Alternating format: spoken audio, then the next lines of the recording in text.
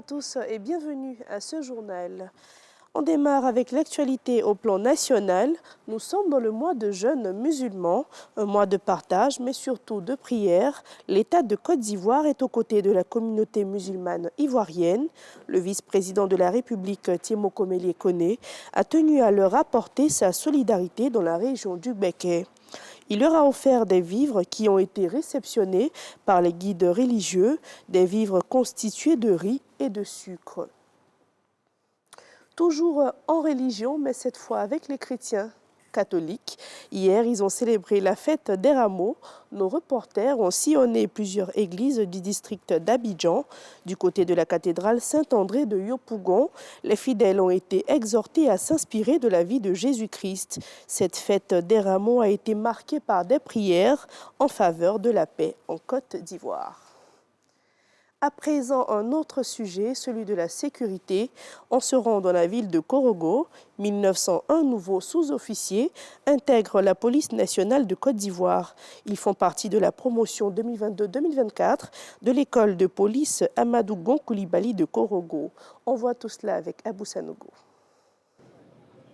Au nombre de 1901, ces élèves sous-officiers de police de la promotion feu adjudant Anouma Hachi Justin constitue la troisième promotion de l'école de police Amadou Gon Coulibaly de Korogo. Ils ont choisi pour parrain le ministre directeur du cabinet du président de la République, Fidel Sarasoro.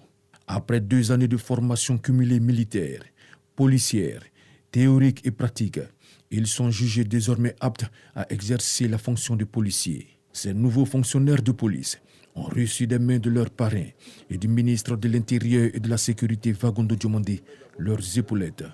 Couronnement de 2 années de formation en présence de leurs parents, amis et proches venus nombreux les soutenir.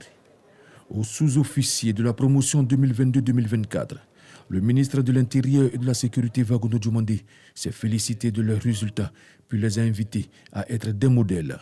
Chers nouveaux policiers, je voudrais vous engager à garder dès à présent et bien garder à l'esprit en tout temps et en toutes circonstances que vous avez été recrutés et formés pour servir la nation, pour être au service des populations ivoiriennes dans toutes leurs composantes.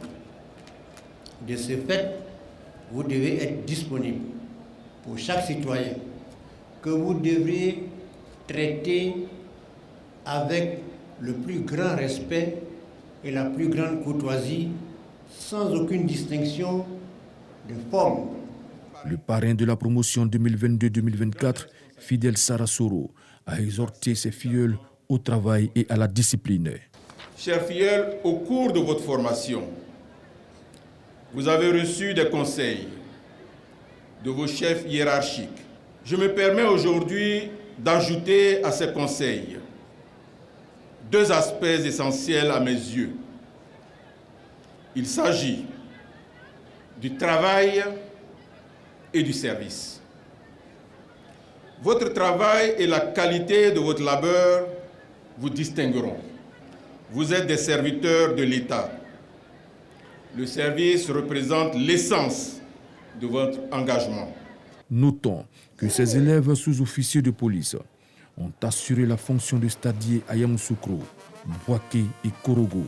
Pendant leur formation, ils ont été également mis à la disposition de la préfecture de police de la zone centre-nord, où ils ont servi dans les unités d'intervention, le commissariat de police et les districts.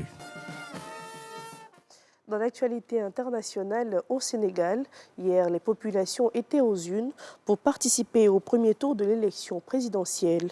17 candidats étaient en lice pour élire le 5e président sénégalais. Le vote s'est déroulé entre 8h et 18h. Le dépouillement a commencé après la fermeture des bureaux de vote. Les résultats officiels sont attendus par les populations pour connaître le nom du candidat qui va succéder au président Macky Sall. Dernière actualité au Tchad, la liste définitive des candidats pour la présidentielle a été dévoilée. Le Conseil constitutionnel a annoncé sa décision hier. Sur les 20 dossiers de candidature déposés, 10 ont été rejetés.